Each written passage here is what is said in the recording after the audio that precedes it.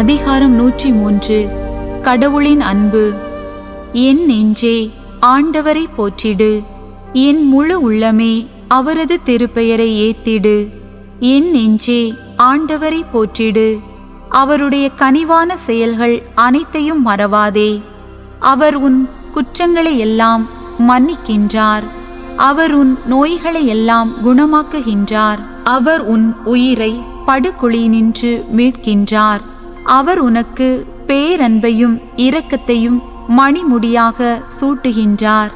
அவர் உன் வாழ்நாளை நலன்களால் நிறைவுற செய்கின்றார். உன் இளமை கழுகின் இளமையென புதிதாய் பொலிவுறும். ஆண்டவரின் செயல்கள் நீதியானவை. ஒடுக்கப்பட்டோர் அனைவருக்கும் உரிமைகளை அவர் வழங்குகின்றார். தம் வழிகளை அவர் மோசேக்கு வெளிப்படுத்தினார். தம் செயல்களை அவர் இஸ்ரேல் மக்கள் காணும்படி செய்தார். ஆண்டவர் இரக்கமும் அருளும் உடையவர், நீடிய பொறுமையும் மிகுந்த பேரன்பும் உள்ளவர். அவர் எப்பொழுதும் கடிந்து கொள்பவர் அல்லர், என்றென்றும் சினம் கொள்பவர் அல்லர். அவர் நம் பாவங்களுக்கு ஏற்ப நம்மை நடத்துவதில்லை, நம் குற்றங்களுக்கு ஏற்ப நம்மை தண்டிப்பதும் இல்லை.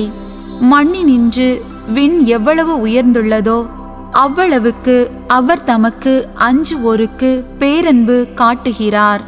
மேற்கினின்று கிழக்கு எத்துணை தொலைவில் உள்ளதோ அத்துணை தொலைவிற்கு நம் குற்றங்களை நம்மிடமிருந்து அவர் அகற்றுகின்றார்.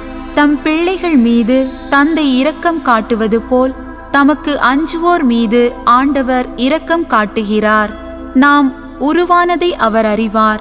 நாம் தூசி என்பது அவர் நினைவில் உள்ளது.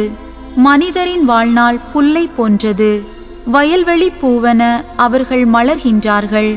அதன் மீது காற்றடித்ததும் அது இல்லாமல் போகின்றது. அது இருந்த இடமே தெரியாமல் போகின்றது.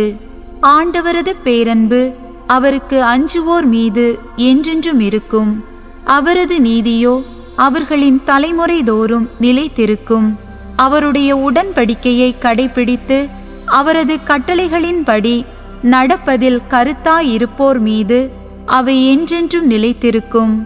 ஆண்டவர் தமது அரியணையை விண்ணகத்தில் அமைத்துள்ளார். அவரது அரசு அனைத்தின் மீதும் பரவி உள்ளது. ஆண்டவரின் தூதர்களே, அவரது சொல் கேட்டு நடக்கும் வலிமை மிக்கோரே, ஆண்டவரை போற்றுங்கள். ஆண்டவரின் படைகளே, அவர் திருவுளப்படி நடக்கும் அவர் தம் பணியாளரே, ஆண்டவரை போற்றுங்கள். ஆண்டவரின் ஆட்சி தலங்களில் வாழும் அனைத்து படைப்புகளே, ஆண்டவரை போற்றுங்கள். என் நெஞ்சே, ஆண்டவரை போற்றிடுவாயாக.